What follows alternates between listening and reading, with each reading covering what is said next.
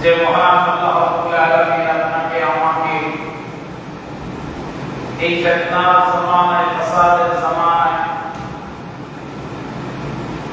আল্লাহ তাআলা দুনিয়ার সমস্ত ঝামেলা থেকে, দুনিয়ার সমস্ত কাজকর্ম থেকে আল্লাহ তাআলা আপনাকে আমাকে বিরত করে, ফারিগ করে আজকে এই পবিত্র জুমার দিনে আল্লাহ তাআলার ঘর মসজিদে আসা এবং বসা, কিছু কথা বলা এবং শ্রবণ করার মতো তৌফিক যে মালিক আপনাকে আমাকে দান করলেন, এই জন্য সেই মহান রব্বুল আলামিনের দরবারে আমরা প্রত্যেকে দিল থেকে মুখ ভরে এবং মুখ ভরে সেই মালিকের দরবারে কালিমাতুশ শুকর আদায় করতে জবান খুলে প্রত্যেকে বলি আলহামদুলিল্লাহ। আল্লাহ পাকের দরবারে শুকরগুজার হচ্ছি যে মহান রব্বুল আলামিন আপনাকে আমাকে এই প্রতিকূল আবহাওয়ার মধ্যেও আল্লাহ তাআলা এই অন্তর এলাকা, অন্তরের হাজার হাজার শত শত মানুষ থেকে আল্লাহ তাআলা আপনাকে আমাকে বাছনি করে মসজিদ থেকে আযান শোনার পরে পাহাড় হাঁটি করে আল্লাহ তাআলা ঘরে এসে আল্লাহ তাআলার কুদরতি কদমের ভিতরে আমাদেরকে বিদ্যা শিক্ষা কপাল থেকে দেওয়ার মতো তৌফিক দান করলেন। এই জন্য দিক থেকে আরেকবার কালিমাতুশ শুকর আদায় করি, জবান খুলে পড়ি আলহামদুলিল্লাহ। লক্ষ কোটি দারুদ সালাম আল্লাহ সৃষ্টির প্রধান আকর্ষণ, বিশ্ব সভার সভাপতি, বিশ্ব মানবতার মুক্তির দিশারি সাইয়্যিদুস সাহাবায়ে ইমামুল মুরসালিন রাহমাতাল লিল আলামিন আফতাবে নবুওয়াত শাহনশাহে রিসালাত রাসূল আকরাম সাল্লাল্লাহু আলাইহি ওয়াসাল্লাম। সম্মানিত উপস্থিতি, আমি খুতবার মধ্যে আপনাদের সামনে কালাম হাকিমের সূরা আলে ইমরানের 133 নম্বর আয়াতে কারিমা তিলাওয়াত করেছি। নবী আলাইহিস সালাতু ওয়াস সালামের অসংখ্য অগণিত হাদিস থেকে ছোট্ট একটি হাদিসের টুকরা তিলাওয়াত করেছি। আল্লাহ পাক রব্বুল আলামিন জানেন এই আয়াতে কারিমা এবং হাদিসকে সামনে রেখে নির্ধারিত সময়ের ভিতরে তাফসীর আলোকে আল্লাহ আমাকে কিছু আমলের কথা মুযাকারা করা আর আল্লাহ আমাদের সকলকে আল্লাহ শেষ পর্যন্ত বসে শ্রবণ করার তৌফিক দান করুন। সকলে বলেন আমিন। আমি যে আয়াতে কারিমা এবং হাদিসে পাক তিলাওয়াত করেছি, এই আয়াত এবং হাদিসের আলোকে গত জুমায় আমরা ধারাবাহিকভাবে আলোচনা করতেছিলাম আমাদের নবীজি জনাবে মুহাম্মদুর রাসূলুল্লাহ সাল্লাল্লাহু আলাইহি ওয়াসাল্লামের গোটা জীবন, রাসূলুল্লাহর মক্কি জীবন এবং মদনী জীবন, অর্থাৎ আমাদের নবীজির পুরা জিন্দেগিটাই ছিল আমাদের জন্য ওয়াজ, আমাদের জন্য নসিহত, আমাদের জন্য উপদেশ। রাসূল আকরাম সাল্লাল্লাহু আলাইহি ওয়াসাল্লাম সাহাবায়ে কেরামকে বিভিন্ন সময় একসাথে জমা করে মজলিসের মধ্যে আল্লাহ পয়গম্বর আলাইহিস সালাতু ওয়াস সালাম বলতেন, সাহাবীরা, আমি তোমাদেরকে ওয়াজ করতে চাই, আমি তোমাদেরকে উপদেশ দিতে চাই, আমি তোমাদেরকে নসিহত করতে চাই। সাহাবীরা তোমরা বলো যে আমার নসিহত কে গ্রহণ করবা, আমার উপদেশ কে মানবা। হাদিসের কিতাবের মধ্যে আসছে নবী আলাইহিস সালাতু ওয়াস সালাম কখনো একটা বিষয়ের উপর লম্বা আলোচনা করতেন, আবার কখনো দুইটা বিষয়ের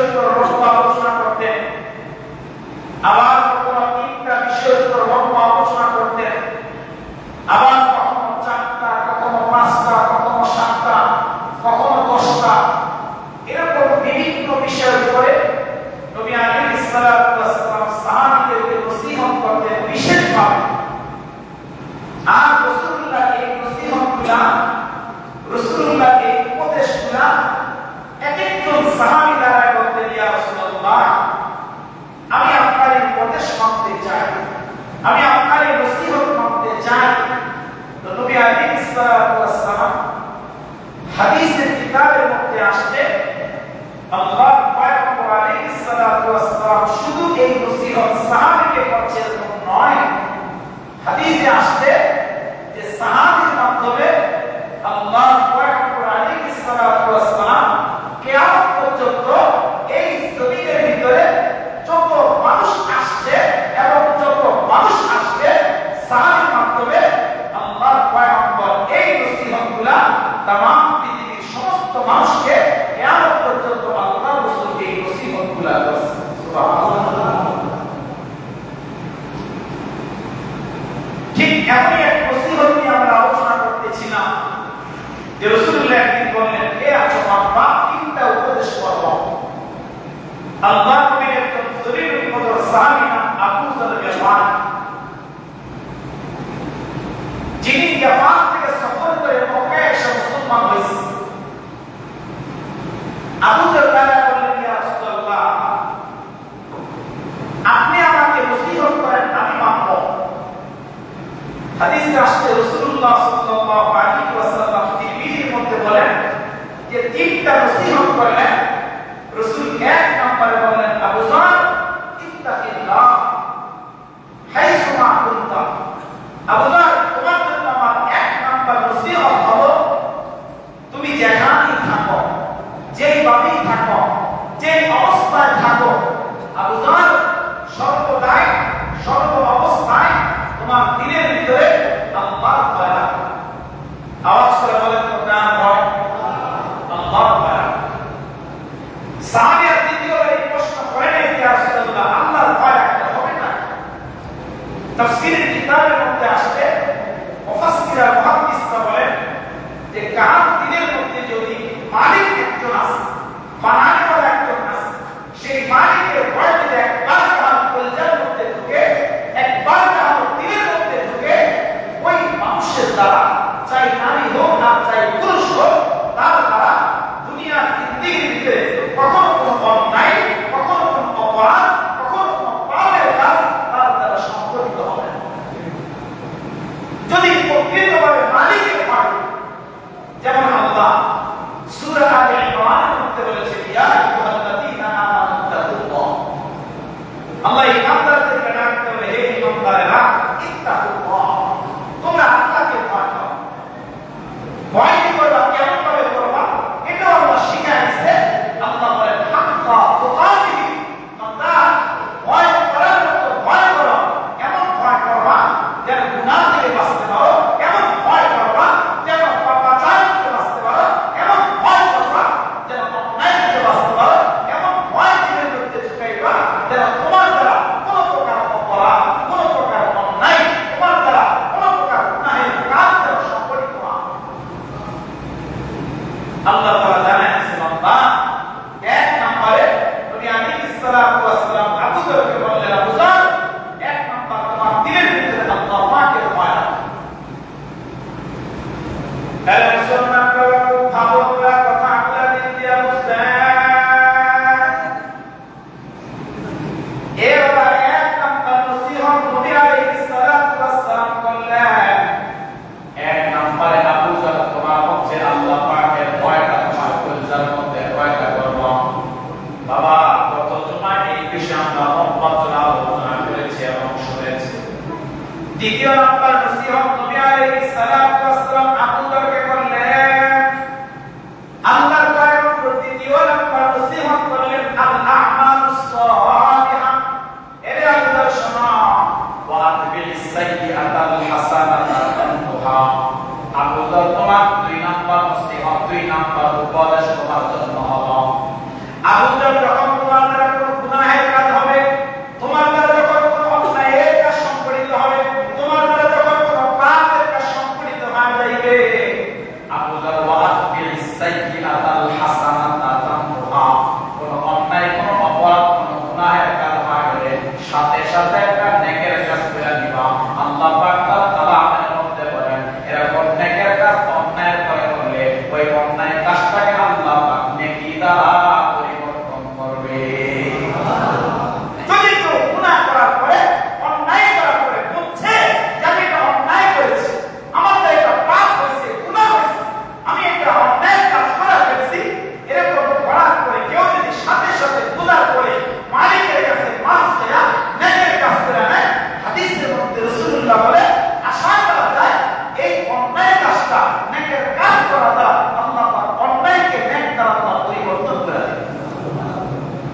কোরআনের মধ্যে আসছে আল্লাহ বলে ইন্নাল হাসানা ইউযহিবুনা আস-সাইয়্যাত যালিকা যিকরা লিল-যাকিরিন। আল্লাহ বলে দিয়েছে যে বান্দা কোন গুনাহের কাজ মারা গেছে, অন্যায় কাজ মারা গেছে, সাথে সাথে এটাকে কাজ করে নাও, সাথে সাথে তুমি মালিকের কাছে মাফ চাও। কারণ মালিক শিক্ষা দিয়েছে, আমাদের রব আমাদেরকে নবীজির মাধ্যমে শিক্ষা দিয়েছে যে বান্দা গুনাহ করছো শুধু লজ্জিত হও, আমরা গুনাহ করছো একটু শরমিন্দ হও, মালিককে মাথা ফেলে শুধু মালিককে বলো মালিক আমার দ্বারা গুনাহ হয়ে গেছে, আমি জানার পরও করে ফেলছি, আমার নফসের ধোঁকায়, আমার শয়তানের ওয়াসওয়াসার ধোঁকায়, এতটুকু শুধু মাথা নিচের দিকে ঝুঁকে বলো। হাদিসে রাসূলুল্লাহ বলে ঝুঁকে করতে দেরি আল্লাহ সাথে সাথে মাফ করে দিতে একটা সেকেন্ড আল্লাহ দেরি করে। যেমন এই প্রসঙ্গে লম্বা কথা আছে, বনি ইসরাঈল হযরত মুসা আলাইহিস সালাতু ওয়াস সালামের জামানায়, এই যে আজকে জুমার দিন বৃষ্টি হচ্ছে এজন্য মুসল্লিদের তো আসতে দেরি হচ্ছে, ঠিক মুসা আলাইহিস সালাতু ওয়াস সালামের জামানায় একবার বৃষ্টি হয় না। লম্বা কথা যে বৃষ্টি হয় না, তখন নবীজি আমল করছে, পয়গম্বর মুসা আমল করছে সালাতুল ইস্তিসকা, বৃষ্টির নামাজ। যেমন যারা মদিনায় গেছেন, মদিনায় মসজিদে নববীর একেবারে মিম্বরের বরাবর সোজা একটা জায়গা, ওই জায়গাতে মসজিদ আছে, যে মসজিদের নাম হযরত মসজিদে বিলাল, মানে বিলালের নামে এক মসজিদ, মসজিদে আলী, মসজিদে ওসমান, মসজিদে ওমর, মসজিদে আবু বকর, এরকম অনেক মসজিদ আছে। ঠিক মসজিদে আবু বকরের পাশাপাশি একটা মসজিদ আছে, যে মসজিদটার নাম হলো মসজিদে জামা। যারা হাজিরা গেছেন দেখছেন, ওই মসজিদে জামার পাশে সামনে বিশাল খোলা ময়দান মাঠ আছে, বিভিন্ন রকম পাথর দিয়ে চেয়ারের মতো বানাইছে, হাজিরা ওই জায়গাতে বসে বসে একটু আরাম করে এবং মসজিদে জামাতে গিয়া দুই রাকাত নামাজ পড়ে। কেন বলে ওই জায়গাতে রাসূলুল্লাহ সাল্লাল্লাহু আলাইহি ওয়াসাল্লাম একবার বৃষ্টি হয় না, নবীজি ওই জায়গাতে দাঁড়ায়া সালাতুল ইস্তিসকার আমল সাহাবীদেরকে নিয়ে করছে। আর রাসূলুল্লাহ ইস্তিসকার আমল করে দোয়া করে মসজিদ জামাতে ঢোকার আগে আল্লাহ পাক আসমান থেকে রহমতের বৃষ্টি দান করেছেন। সুবহানাল্লাহ। তো মুসা আলাইহিস সালাতু ওয়াস সালাম চাকিয়ার ময়দানের ভিতরে বনি ইসরাঈলকে নিয়ে এক এক করে তিনবার দোয়া করছে, কিন্তু বৃষ্টি হয় না। হযরত মুসা আলাইহিস সালাতু ওয়াস সালাম সিজদায় পড়ে আল্লাহকে ডাক দিয়েছে, আল্লাহ আমি একজন পয়গম্বর, আমি নবী, আল্লাহ আমি দোয়া করলাম তিনবার কবুল হয় না, কারণটা কি? মুসা আলাইহিস সালামকে আল্লাহ ওহীর মাধ্যমে জানায় দিলেন, হে পয়গম্বর শুনেন, বৃষ্টি তো হবে না, যত দোয়া করে হবে না। এই বিশাল চাকিয়ার ময়দানে এই হাজার হাজার উম্মতের মাঝে একজন পাপিষ্ঠ আছে, যে 40 বছর আমাকে আল্লাহ একটা ডাক দেয় না, যে 40 বছর পর্যন্ত পাপাচার করতেছে, গুনাহ করতেছে, আপনাকে কইটা দিতে বলেন এই মুসলমান থেকে সে যদি চলে যায় আসমান থেকে বৃষ্টি দান করব। পয়গম্বর মুসা উঁচা পাথরের মধ্যে দাঁড়ায় এলান করে দিলেন, কে আছো বের হয়ে যাও। এই যখন এই এলান করে দিছে, আমার ভাই এখন যে গুনাহ করছে, যে 40 বছর মালিককে ডাকে না, তার দিলের মধ্যে খবর হয়ে গেছে, আরে আমি তো আমার রবকে ডাকি না, আমি তো আমার মালিককে ডাকি না। এই এলান শোনা পরে এবার মাথা নিচের দিকে ঝুঁকায়া আল্লাহকে ডাক দেওয়া, আল্লাহ 40 বছর গুনাহ করেছি, 40 বছর অন্যায় করেছি, 40 বছর পাপাচার করেছি, আল্লাহ গোস্তাখি করেছি, তোমাকে ডাকিলে আল্লাহ তুমি একবার প্রকাশ করো নাই, আমার গুনাহ জাতির কাছে জাহির করো নাই। আল্লাহ আজকে যদি আমি উঠা যায়, সবাই জানবে আমি পাপিষ্ঠ, সবাই জানবে আমি অন্যায়কারী।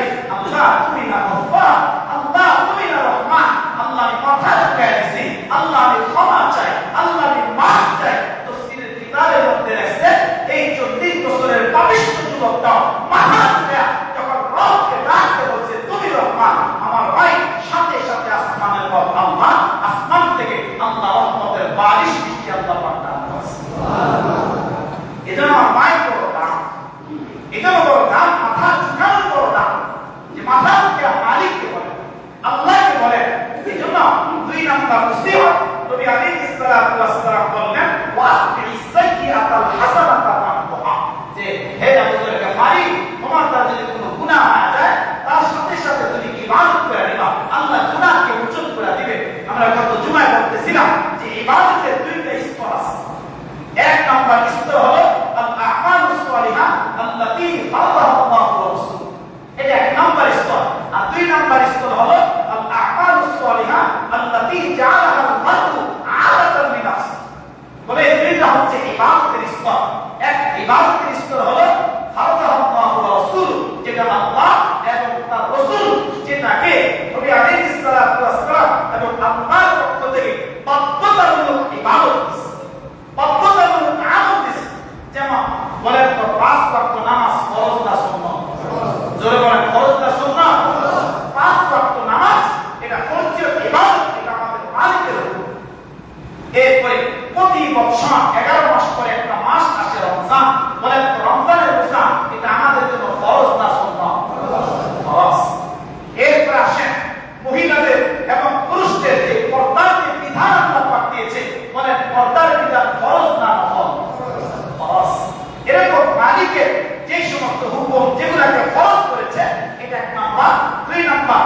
আলাইহিস সালাতু ওয়াস সালামের যে সমস্ত বিধানগুলো আছে যেগুলো যেমন সুন্নতে মুআক্কাদা, ফজরের নামাজের ফরজের আগে 2 রাকাত সুন্নাত, এটা মুআক্কাদা। এরপর জুমার আগে 4 রাকাত সুন্নাত এবং পরে 2 রাকাত সুন্নাত, সুন্নতে মুআক্কাদা। এরপরে মাগরিবের পরে 2 রাকাত সুন্নাত, সুন্নতে মুআক্কাদা। ইশার পরে 2 রাকাত সুন্নাত, সুন্নতে মুআক্কাদা। এরপর 3 রাকাত বিতির, এটা ওয়াজিব, এটা মালিকের হুকুম। যদি কেউ ছেড়ে দেয়, যদি কেউ অবশ্যই করে ছেড়ে দেয়, গুনাহগার হবে এবং সে আল্লাহর শাস্তির সম্মুখীন হবে। আরে মুসলমান বাবা, খুব ভালো করে ভাই কথাগুলো বুঝবেন। এবার 1 নাম্বার পাইলাম আল আমাল সালিহা আল্লাযী ফারাদাহু আল্লাহু ওয়া রাসূলুহু। আল্লাহর পক্ষ থেকে যতগুলো বিধান আসছে, নবী আলাইহিস সালাতু ওয়াস সালামের পক্ষ থেকে যে সমস্ত বিধানগুলো আল্লাহ পাক বাধ্যতামূলক করে দিলেন, যেমন মুসলমান বাবা নামাজ 5 ওয়াক্ত ফরজ, এটা ছাড়া যাবে না। মুসলমান বাবা নামাজ কিন্তু ইসলামের খুঁটি, নামাজ কিন্তু বাবা ধর্মের খুঁটি। হাদিসের মধ্যে আসছে রাসূলুল্লাহ সাল্লাল্লাহু আলাইহি ওয়াসাল্লাম বলেন, আস-সালাতু ইমাদুদ্দিন, মান আকামাহা ফাকাদ আকামাদ-দ্বীন ওয়া মান হারামাহা ফাকাদ হারামাদ-দ্বীন। আল্লাহ পয়গম্বর আলাইহিস সালাতু ওয়াস সালাম বলেন, রে উম্মতরা শোনো, নামাজ কিন্তু হলো তোমার ধর্মের খুঁটি। যেই মানুষটা নামাজকে ঠিক রাখলো, যেই মানুষটা নামাজকে ঠিক রাখলো, যেই মানুষটা নামাজকে ইহতিমামের সহিত আদায় করলো, সে যেন বাবা ধর্মের খুঁটিটাকে ঠিক রাখলো। আর যে মানুষটা নামাজকে ছেড়ে দিল, নামাজকে অলসতা বাদ দিয়ে দিল, আল্লাহর পয়গম্বর আলাইহিস সালাতু ওয়াস সালাম বলে ওই মানুষটা যেন বাবা ধর্মের খুঁটি নষ্ট করে দিল।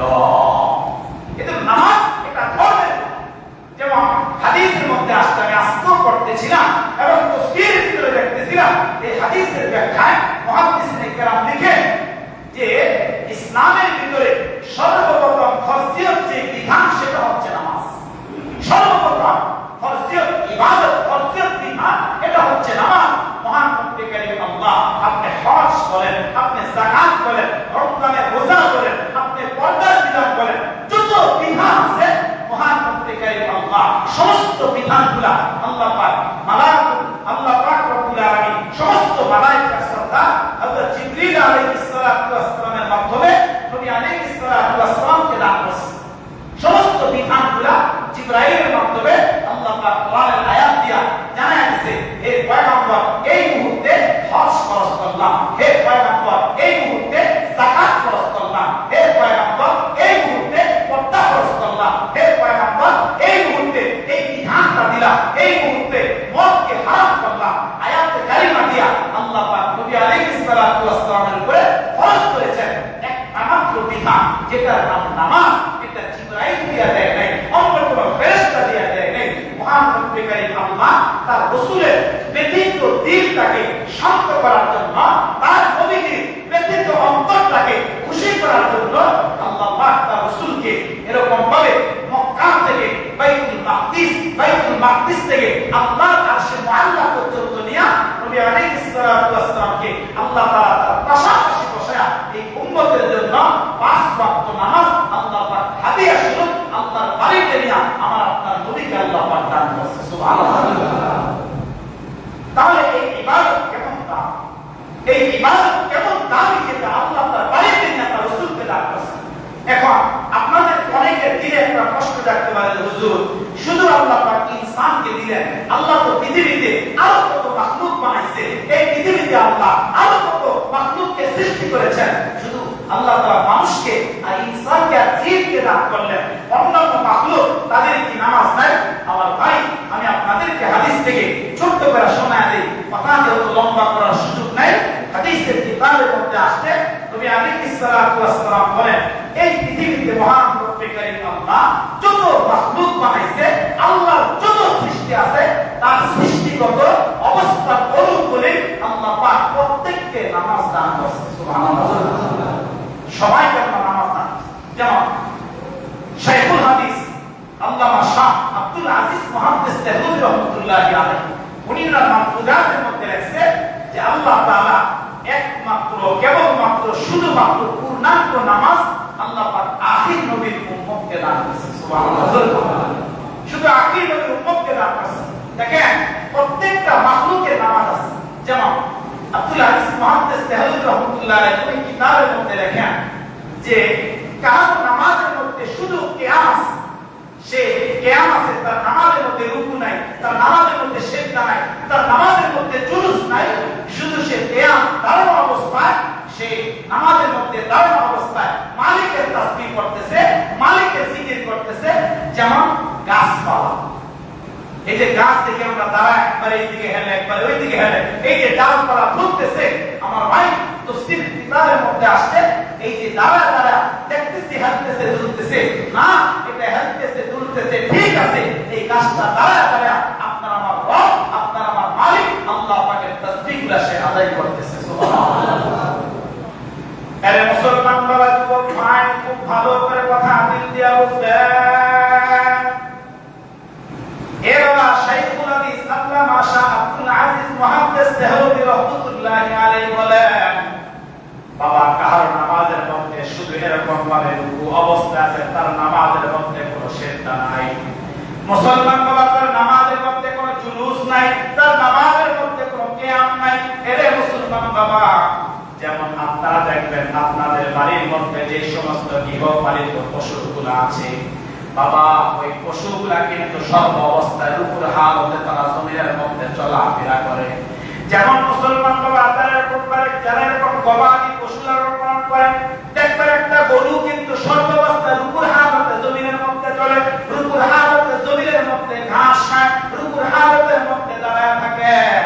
বলে এটাই হচ্ছে গৃহপালিত পশুর জন্য, এটাই হচ্ছে নামাজ, এটাই হচ্ছে বাবা সে আল্লাহ পাকের তাসবিহাতগুলো আদায় করতেছে।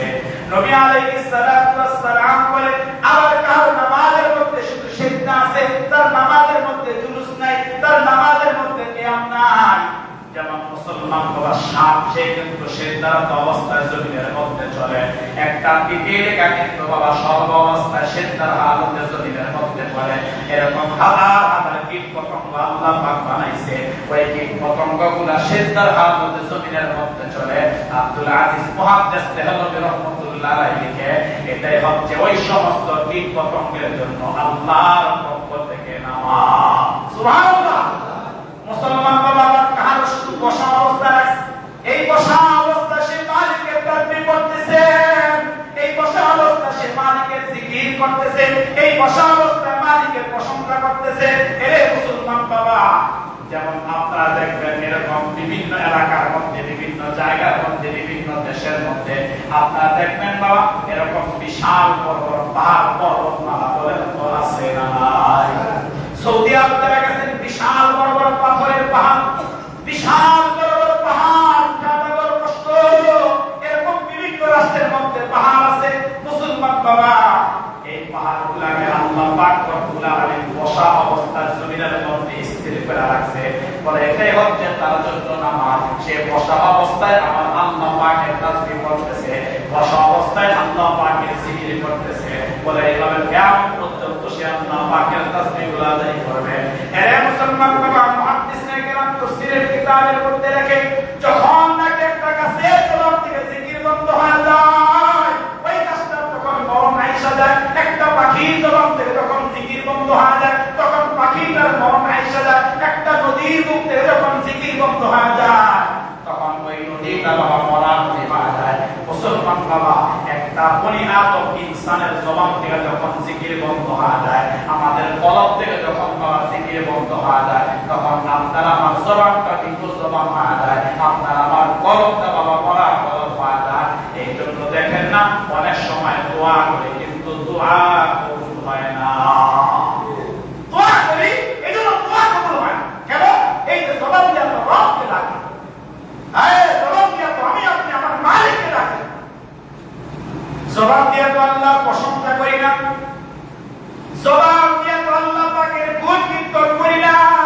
এই জন্য তো সিরাজে গাছের জবানে জিকির আছে, যখন জিকির বন্ধ হয় যায় তখন এটার মরণ এসে যায়, তখন গাছ পড়ে যায়, নদী শুকায় যায়, কখন বলা হয় যখন তার থেকে জিকিরটা বন্ধ হয়ে যায়।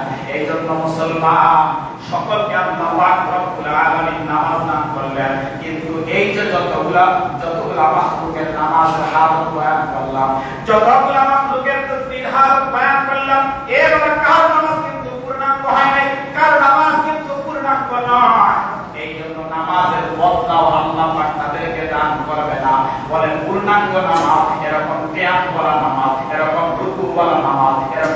দেওয়ার নামাজ, জুলুস বলা নামাজ আল্লাহ পাক এক গোষ্ঠী এক জাতিকে দান করলেন, আর সেটা হচ্ছে বনি আদম আখির জামানার পয়গম্বরের উম্মত। তাদেরকে পূর্ণাঙ্গ নামাজ দান করলেন, তাদের নামাজের কোনো বদলা নাই, আর উম্মতের নামাজের বদলা হলো সরাসরি আল্লাহর বানানো জান্নাত। এই আমাদের নামাজের বদলাই হলো জান্নাত। গাছ দাঁড়া দাঁড়া যদি কিয়ামত তো হায়াত পায় জিকির করবে, এটা তার জন্য নামাজ কিন্তু বদলা নাই। গবাদি পশু নামাজ তারা দুর্গ অবস্থায় থাকে, কিন্তু এটার বদলা নাই। আমার ভাই, পূর্ণাঙ্গ নামাজ আল্লাহ বনি আদমকে দিলেন, আখির নবীর উম্মতকে দিলেন, আবার বদলাও দিলেন। বলে বদলা কি? বলে যে ব্যক্তি ইহতিমামের সহিত 5 ওয়াক্ত নামাজ ইহতিমামের সহিত আল্লাহর ঘরে এসে আদায় করবে, এটার বদলা হবে আল্লাহ পাকের বানানো সরাসরি আল্লাহর জান্নাত। সুবহানাল্লাহ, জান্নাত। এখন আমরা তো আমাদের অনেকের নামাজের হালত তো এক একজনের এক এক রকম। কেউ সপ্তাহে একবার নামাজে আসে, আবার কেউ শুনছে যে 3 জুমা একসাথে না পড়লে মুনাফিকের খাতায় নাম পড়ে যায়, এজন্য 3 জুমা পরে পরে একবার হাজির আসে, 5 ওয়াক্ত নামাজ আসে। আমি আরেকটা হাদিস আপনাদেরকে শোনাই। নবী আলাইহিস সালাতু ওয়াস সালাম যারা অলসতা বশত নামাজ ছাইরা দেয়, এই যে হেলা খেলা আজ করব কাল করব এরকম করতে করতে যারা ছাইরা দেয়, নবী আলাইহিস সালাতু ওয়াস সালাম বলে, শোনো, কেউ যদি ইচ্ছাকৃতভাবে অলসতার সাথে 1 ওয়াক্ত নামাজ যদি ছাইরা দেয়, আল্লাহ রাসূল বলেন ফাকাদ কাফার মান তারাকা সালাতান মুতাআম্মিদান ফাকাদ কাফার। রাসূলুল্লাহ বলেন সে যেন ইসলাম থেকে খারিজ হয়ে যায়, সে যেন ইসলাম থেকে বের হয়ে যায়, অর্থাৎ সে যেন কাফের হয়ে যায়। এটা আমার কথা, ধমকি শুনে নবী আলাইহিস সালাতু ওয়াস সালাম বলেন। এরপর অলসতার সাথে ছাড়লে কি এরকম এরকম দুনিয়াতে তার কি শাস্তি হবে, আখিরাতে তার কি শাস্তি হবে, কিয়ামতে তার কি শাস্তি হবে। আল্লাহর পয়গম্বর একটা হাদিস আপনাদেরকে শোনায়। নবী আলাইহিস সালাতু ওয়াস সালাম বলে, যারা অবহেলা করে নামাজ ছেড়ে দিবে তাদেরকে আল্লাহ পাক 12 প্রকার 12 ধরনের শাস্তি আল্লাহ পাক তাদেরকে দান করেন। বলেন তো কয় ধরনের শাস্তি? বলেন না কয় ধরনের? 12 প্রকার শাস্তি আল্লাহ পাক তাদেরকে দান করেন। এর ভিতরে 1 নাম্বার, আল্লাহ পাক দুনিয়াতে তাদেরকে 3টা শাস্তি দিবেন। দুনিয়ায় সর্বপ্রথম যেটা, যে দুনিয়াতে তাদেরকে 3টা শাস্তি দিবে। নবী আলাইহিস সালাতু ওয়াস সালাম বলেন যে 1 নাম্বার হচ্ছে তার রিজিকের বরকত আল্লাহ পাক তার দিকে উঠায় নেন। সে দুনিয়া থেকে লক্ষ লক্ষ টাকা ইনকাম করবে, হাজার হাজার টাকা ইনকাম করবে, কিন্তু তার ইনকামের মধ্যে কোনো বরকত থাকবে না, তার কামাইয়ের ভিতরে কোনো বরকত থাকবে না। এই টাকা ইনকাম করবে, সম্পদের অভাব থাকবে না, কিন্তু তার জীবনে আল্লাহ পাক কোনো বরকত থাকবে না। সমস্ত বরকতগুলো আল্লাহ পাক তুলে নিয়ে যাবে। বলেন এরকম মানুষ সমাজের মধ্যে আছে না নাই? এই দুর্বল আছে না নাই? যেমন অনেক মানুষের একটা প্রশ্ন, অনেকের একটা প্রশ্ন, তো হুজুরেরা মসজিদে থাকে 6,000 10,000 15,000 টাকা বেতন পায়, এত সুন্দর জামা পরে কোথায় থেকে, এত সুন্দর লুঙ্গি আসে কোথায় থেকে, আর হুজুরদের তো কোনো অভাব দেখি না, হয় দূরের থেকে। আমার ভাই, ওই যে 5 ওয়াক্ত নামাজ ইহতিমামে করে সহজ সরল ব্যাখ্যা এটা, ইহতিমামের সহিত 5 ওয়াক্ত নামাজ আল্লাহর এই বিধানকে পালন করতেছে, হালাল ভাবে কামাইতেছে, আল্লাহ পাক অল্প টাকার ভিতরে লক্ষ টাকা গড়গড় ঢুকায় দিতেছে। কি বলেন, ঠিক না কথা? এজন্য অনেক মানুষ আছে দেখবেন লক্ষ টাকা বেতন পায়, 1000 টাকা বেতন পায়, মাস শেষ না হইলে আবার তার লক্ষ টাকা ইনকাম পর্যন্ত হয়। এরকম আছে না নাই? তাই 1 নাম্বার হলো তার রিজিকের বরকত আল্লাহ পাক রব্বুল আলামিন তার থেকে উঠায় নেবে। আয় তার জীবনে কোনো এরকম ভাবে বরকত থাকবে না, সে শুধু হাই হুতাশ করবে, সে শুধু হাই হুতাশ করবে, নাই নাই করবে, তার থেকে এই বরকতটা উঠায় তিনি নিয়ে যাবেন। আওয়াজ করে বলেন তিনি কে? আল্লাহ। আরে মুসলমান বাবা, 2 নম্বরে নবী আলাইহিস সালাতু ওয়াস সালাম বলেন, এ বাবা যারা অলসতা করে যারা নামাজ ছেড়ে দিবেন, বাবা দুনিয়ার 3টা শাস্তির মধ্যে 1 নাম্বার পাইলাম, আল্লাহ পাক তার রিজিকের বরকতটা উঠায় দেবে। মুসলমান বাবা 2 নাম্বার তার চেহারা। এই যে আমাদের তো সুন্দর একটা অদ্ভুত চেহারা আছে, মহান নবী কারীমের পয়গম্বর বলেন বাবা তার চেহারা উজ্জ্বলতা, তার চেহারা সৌন্দর্যটা আল্লাহ পাক তার থেকে উঠায় নেবে। আমি একটা কথা আপনাদের কাছে জানতে চাই, আপনারা আওয়াজ করে বলেন তো বাবা, একটা মানুষ দেখতে কালো, তার চেহারাটা বেশি সুন্দর না, তার চামড়ার রংটা বড় কালো, কিন্তু 5 ওয়াক্ত নামাজের ওযু করে মসজিদে নামাজ পড়ে, আপনারা আওয়াজ করে বলেন তো বাবা, তার চেহারার মধ্যে তাকাইলে নামাজে একটা ভাব চেহারার মধ্যে আছে না নাই? জোরে আওয়াজ করে বলেন আছে না নাই? মুসলমান বাবা 2 নম্বর নবী আলাইহিস সালাতু ওয়াস সালাম করেন এবার আপনার মুখমণ্ডল থেকে কল্যাণের চিহ্নটা আল্লাহ পাক উঠায় নিয়ে যাবে। 3 নম্বর নবী আলাইহিস সালাতু ওয়াস সালাম বলেন বাবা দুনিয়ার প্রত্যেকটা মানুষের অন্তরের মধ্যে আল্লাহ পাক তার উপরে একটা ঘৃণা জন্মায় দিবে, তার উপরে একটা ঘৃণা আল্লাহ পাক সৃষ্টি করে দিবে। এই তিনটা শাস্তি আল্লাহ পাক দুনিয়ার জমিনের মধ্যে দান করবে। এরপর আসেন বাবা 3টা শাস্তি হবে মৃত্যুর সময়।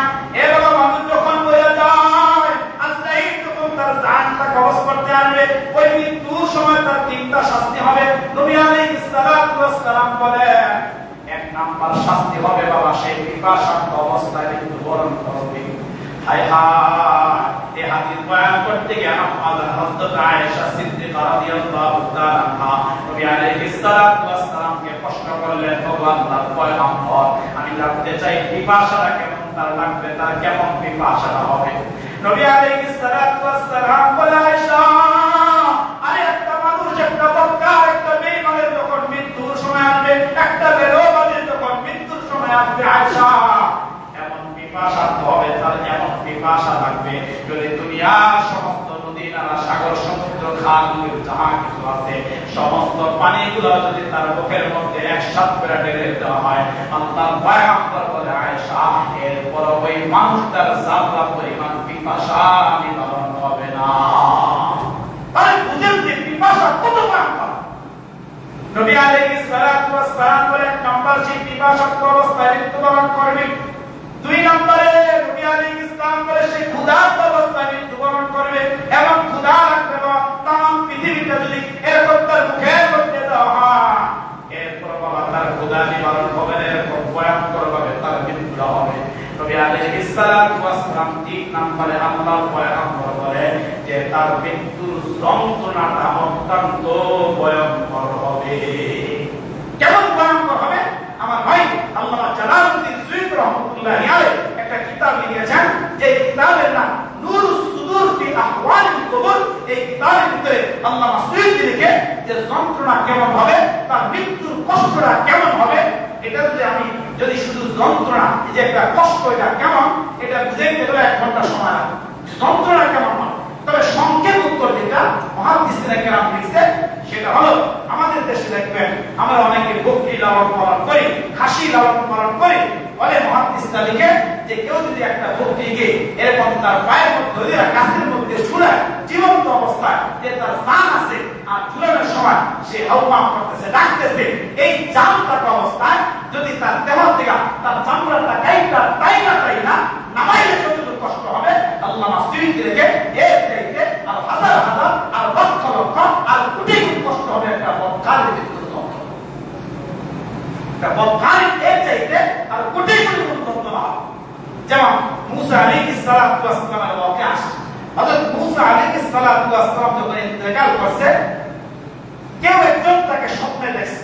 আল্লামা সুয়ুতী লিখে স্বপ্নে দেখে আবার প্রশ্ন করতে হে আল্লাহর পয়গম্বর আপনি তো আল্লাহ পাকের জলিলুল কদর নবী, আপনি কালিমুল্লাহ আল্লাহর সঙ্গে কথা বলছেন, আপনি যে মরে গেছেন, আপনার যে মৃত্যু হয়েছে, আপনি যন্ত্রণা পাইছেন, কষ্ট পাইছেন। হযরত মুসা আলাইহিস সালাতু ওয়াস সালাম স্বপ্নের মধ্যে বলতেছিলেন শোনো যদি এই দুনিয়াতে মানুষ যেরকম বসি দিয়া মাছ ধরে সমুদ্রের ভিতরে পুষ্করির ভিতরে শোনো যদি বিশাল বড় বড় লোহা দিয়া এরকম বসি করা হইতো আর আমার পেটের মধ্যে ঢুকায়া সমস্ত নারীগুলা এই বসির আত্মার মধ্যে বাজায়া কয়েক হাজার লোকের টান দিলে যতটুকু কষ্ট হইতো আমি আমার রব্বের জালালের কসম করে বলি আমি মুসা বলতেছি এর চাইতে এরকম ভাবে কয়েক হাজার লোকের টান দিলে যতটুকু কষ্ট হইতো এর চাইতে আর হাজার হাজার বেশি কষ্ট আমি পয়গম্বর মুসা নবীর হয়েছে। তাহলে বুঝেন একজন নবীর যদি মৃত্যুর যন্ত্রণা এরকম হতে পারে তাহলে আমার মতো সলিমুদ্দি আমার মতো কবিরুদ্দি আমরা যারা গুনাহ করতেছি পাপের সাগরে যারা ডুবে আছি আমরা যারা হারাম চিনি না অন্যায়ের মধ্যে সারা দিন পাপের মধ্যে ডুবে আছি আপনারা আওয়াজ করে বলেন তো আমাদের মৃত্যুর সময় উপায় আমাদের কারো আছে? হায় মুসা আলাইহিস সালাতু ওয়াস সালাম একজন জলিলুল কদর নবী, তার যদি এরকম হয় আমাদের অবস্থাটা কি হবে? আল্লাহ পয়গম্বর আলাইহিস সালাতু ওয়াস সালাম বলে যে 3 নাম্বার হচ্ছে যন্ত্রণার মৃত্যুটা হবে, বড় কষ্টের মৃত্যুটা হবে। এরপর আসেন কবরে তাকে 3টা আযাব দেওয়া হবে। কবরের 3টা আযাব বড় মারাত্মক আযাব, এক একটা চাইতে এক একটা কোনো দিকে কম না। মুসলমান বাবা নবী আলাইহিস সালাতু ওয়াস সালাম বলে 1 নাম্বার কবরের আযাব। এরে মুসলমান বাবা 1 নাম্বার কবরের আযাব হলো বাবা সে মুনকার নকিরের প্রশ্নের জবাবটা ভুলে যাবে। হায় হায় মুনকার নকিরের প্রশ্নের জবাব ভুলে গেলে কিন্তু বাবা আমাদের কোনো উপায় থাকবে না। মুসলমান বাবা অনেক মানুষ দুর্বল ঈমান নিয়ে যদি কবরের মধ্যে যায়, হাদিসের মধ্যে আসছে বাবা মুনকার নকির যখন বাবা কোন একটা মাইয়াতের কবরের মধ্যে যখন আসবে বাবা তখন আকাশে এরকম গর্জনের মতো শো শো করে এরকম আওয়াজ মারতে থাকবে। মুনকার নকির বড় ভয়ঙ্কর একটা চেহারা নিয়ে আসবে, বড় তো তেল মতো একটা চেহারা নিয়ে আসবে, তাদের চোখগুলো হবে নীল বর্ণের। এরে মুসলমান বাবা এরকম তাদের দেহের পশমের গোড়া থেকে আগুনের ফিলকিগুলো বের হতে থাকবে।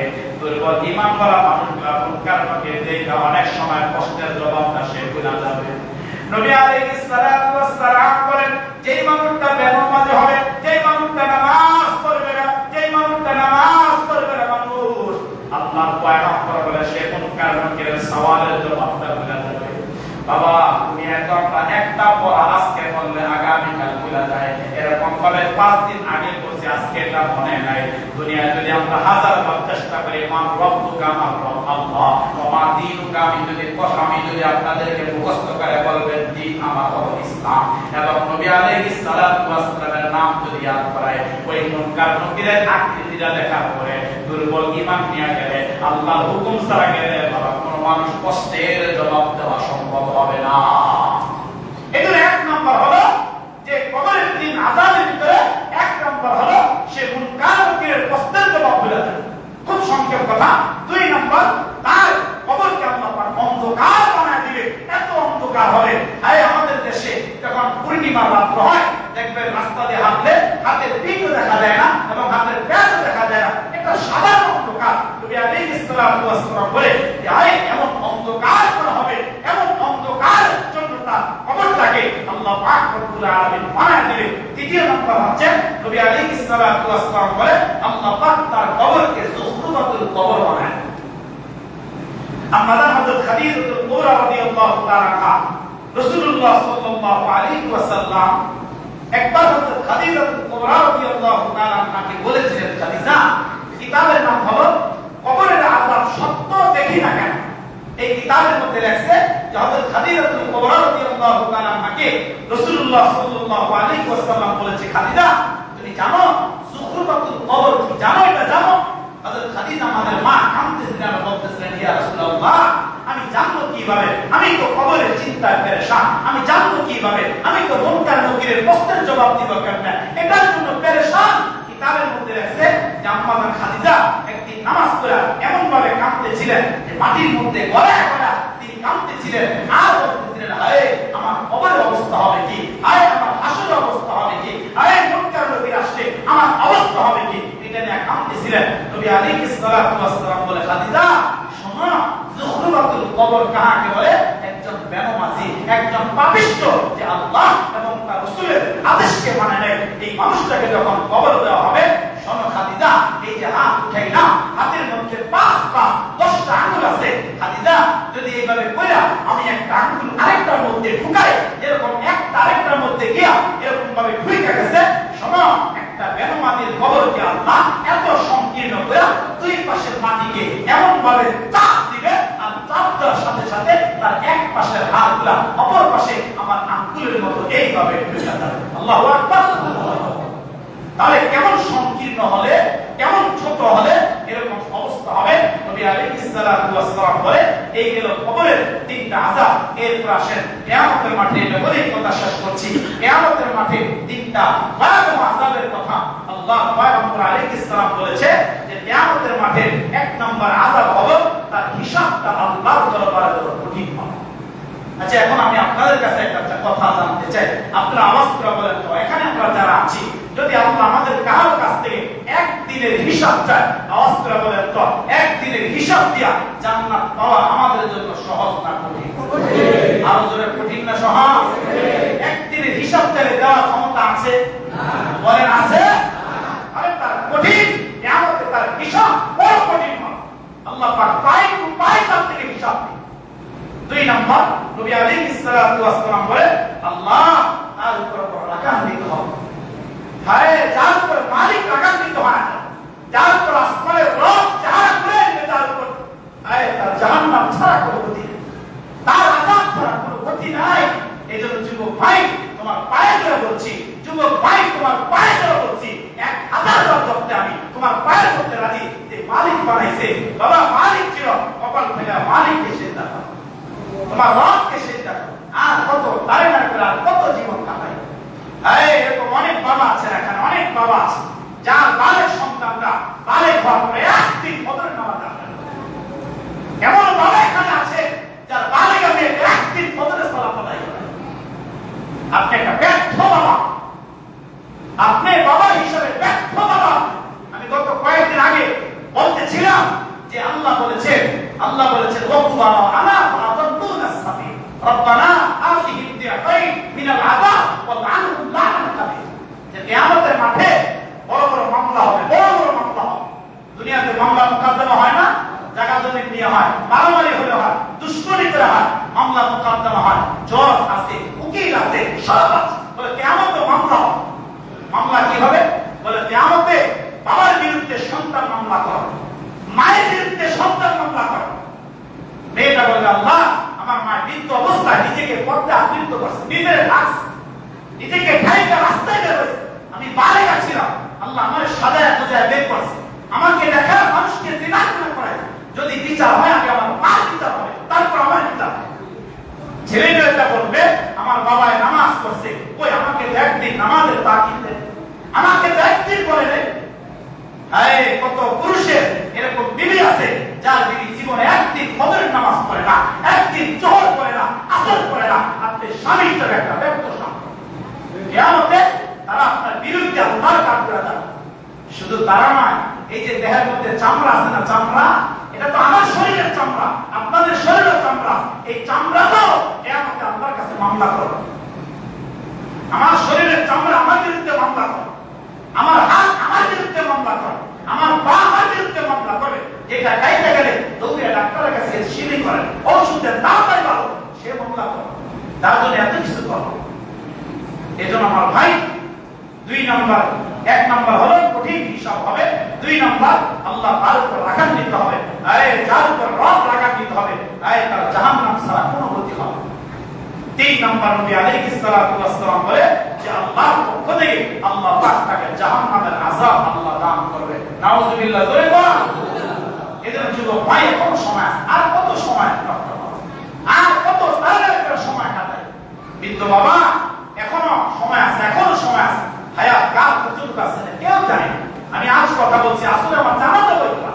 এজন্য যুবক ভাই, মধ্যবয়স্ক বন্ধু, বৃদ্ধ বাবা পায়ের মধ্যে হাত রেখে বলছে নিজেকে এখনো সময় আছে। সত্য মালিক যে তিনি বানাইলেন, কোথায় ছিলাম, কোথায় আসলাম, আবার কোথায় চলে যাব, সেই মালিকের কদমে সেজদা লাগায়া, দামি কপালটা দিয়া, দামি সেজদা লাগায়া ওয়াসজুদ ওয়াকতারি, রবের নিকটবর্তী হওয়া, মালিকের নিকটবর্তী হওয়া। তাহলে কিয়ামতের আদালতে এই নামাজ দিয়া যদি আল্লাহর সামনে দাঁড়াইতে পারি, আল্লাহ আপনাকে আমাকে অবশ্যই, আল্লাহ আপনাকে আমাকে তার জান্নাতটা আল্লাহ দান করবে। ভাই যতটুকু কথা বলেছি, কথা লম্বা ছিল। এরপরে নামাজ নাম করলে কি শাস্তি হবে তো বললাম। এরপরে সাহাবীদের অনেক লম্বা চূড়া এরকম ওয়াকিয়াত আছে। ইনশাআল্লাহ আরো একটা পয়েন্ট আছে, সামনে আমরা এই বিষয় নিয়ে আলোচনা করব। যতটুকু বলেছি শুনেছি, আল্লাহ আমাকে আপনাদের সকলকে এই কথাগুলোর উপরে আল্লাহ পাক আমল করার তৌফিক দান করুন। সকলে বলেন আমিন। আল্লাহ এই পত্র এলাকা, আল্লাহ এই পত্র গ্রামের সমস্ত আকেল ওয়ারিস পুরুষগুলোকে আল্লাহ আপনি মসজিদমুখী বানায় দেন, আমিন। আল্লাহ আপনি পাঁচ ওয়াক্ত নামাজি বানায় দেন, আমিন। আল্লাহ তাআলা আমাদের সকলকে কথাগুলোর উপর আমল করার তৌফিক দান করুন। ওয়া মা আলাইনা ইল্লাল বালাগ। আমাদের